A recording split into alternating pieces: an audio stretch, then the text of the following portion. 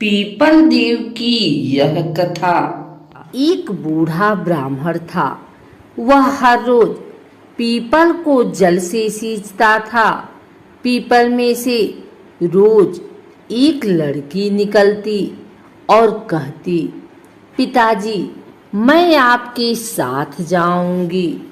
यह सुनते सुनते बूढ़ा दिन ब दिन कमजोर होने लगा।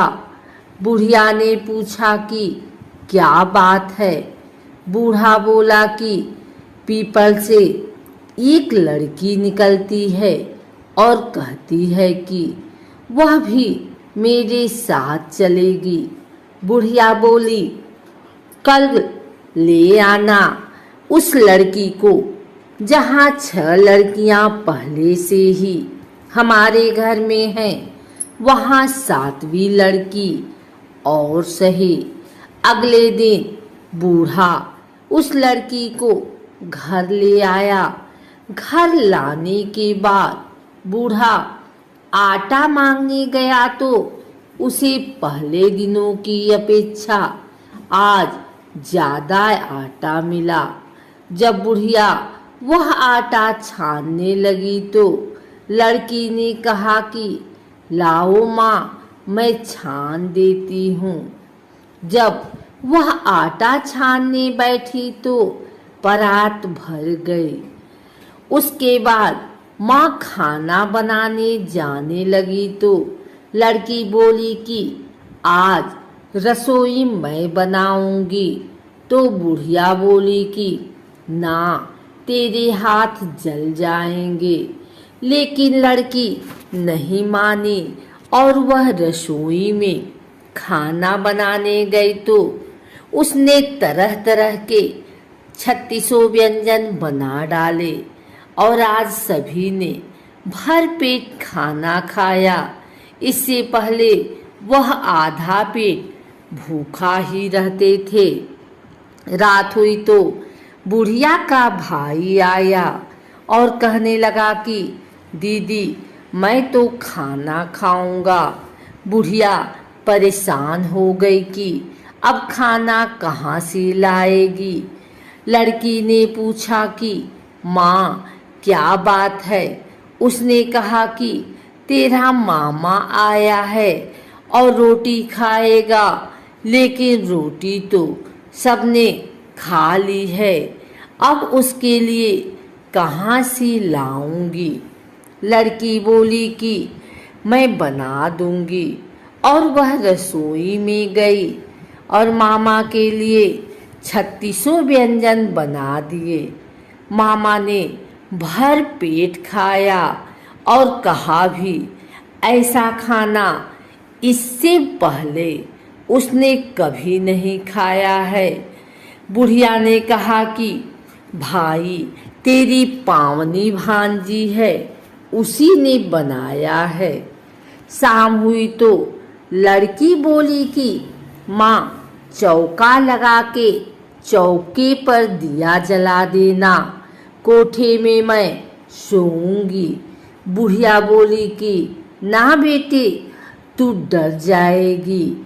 लेकिन वह बोली कि ना, मैं ना डरूंगी, मैं अंदर कोठे में ही सोऊंगी। वह कोठे में ही जाकर सो गई। आधी रात को लड़की उठी और चारों ओर आँख मारी तो धन ही धन हो गया।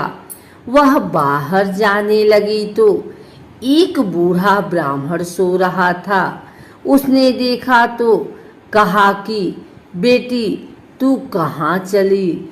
लड़की बोली कि मैं तो दरिद्रता दूर करने आई थी, अगर तुम्हें दूर करवानी है तो करवा लो।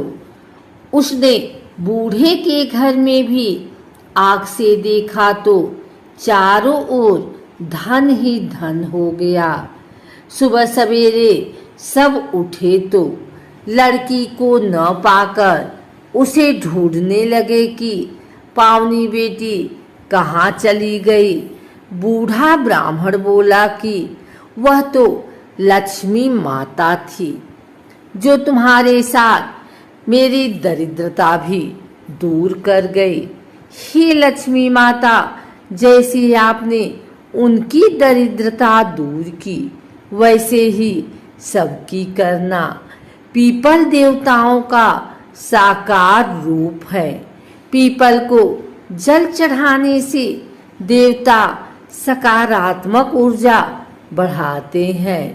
पीपल में प्राण वायु बढ़ती है एवं प्रदूषण समाप्त होता है, जो एक दैविक कर्म है।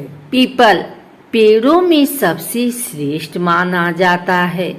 यहाँ तक कि भगवान श्री कृष्ण ने गीता में सभी वृक्षों में अपने आप को पीपल का वृक्ष बताया है। साक्षात भगवान विष्णु अथवा भगवान कृष्ण का ही स्वरूप है। अगर आप भी पीपल के पेड़ में दिया जलाते हैं अथवा पीपल की पूजा करते हैं तो भगवान नारायण की कृपा से आप पर अवश्य बनी रहेगी पीपल की कृपा। लेकिन आपको इतना जरूर पता होना चाहिए कि पीपल के पेड़ की कितनी परिक्रमा करनी चाहिए। पीपल पर जल चढ़ाते समय कौन सा मंत्र बोलना चाहिए, पीपल की पूजा सुबह कितने बजे करनी चाहिए इत्यादि पीपल के पेड़ से जुड़ी धार्मिक एवं रहस्यमयी जानकारी हम आपको प्रदान करते हैं। आइए सबसे पहले जानते हैं पीपल की पूजा का महत्व एवं पीपल की पूजा के फायदे। उसके बाद हम जानेंगे कि पीपल के पेड़ की कितनी परिक्रमा करनी चाहिए। हिंदू धर्म में पीपल को साक्षात भगवान नारायण का ही स्वरूप बताया गया है। पीपल की पूजा करने का प्राचीन काल से विशिष्ट महत्व रहा है। पीपल की पूजा करने मात्र से भगवान नारायण एवं महालक्ष्मी की पूजा की जाती है। अक्सर लोग अमावस्या एवं पूर्णिमा के दिन पीपल की पूजा करते हैं। पीपल ही एक ऐसा अद्वितीय वृक्ष है जिसके नीचे गौतम बुद्ध से लेकर के विभिन्न ऋषि मुनियों ने अखंड ज्ञान प्राप्त किया है। पीपल के वृक्ष को देखकर हैरान होते हैं, क्योंकि पीपल का ही एकमात्र ऐसा वृक्ष है जो 24 घंटे ऑक्सीजन छोड़ता है। आइए जानते हैं पीपल की पूजा के फायदे। पीपल भगवान नारायण का स्वरूप है। पीपल में ही माँ लक्ष्मी का भी वास माना जाता है। पीपल के पेड़ में जल चढ़ाने के लिए विशेष बात का ध्यान रखना चाहिए कि सूर्योदय से पहले पीपल के पेड़ में कभी भी जल न चढ़ाएं। सूर्योदय से पहले पीपल का पेड़ देखना भी नहीं चाहिए और ना ही पीपल के पेड़ के पास जाना चाहिए। जब सूरज उग जाता है उसके बाद ही पीपल के पेड़ में जल चढ़ाना चाहिए। ऐसा शास्त्रों में उल्लेख पाया जाता है। सूर्योदय से पहले पीपल के पेड़ के पास जाने से अथवा पीपल के पेड़ की पूजा करने से, पीपल के पेड़ में जल चढ़ाने से, पीपल के पेड़ की परिक्रमा करने से घर में दारिद्र्य आता है। अतः सूर्योदय के बाद ही पीपल के पेड़ में जल चढ़ाना चाहिए।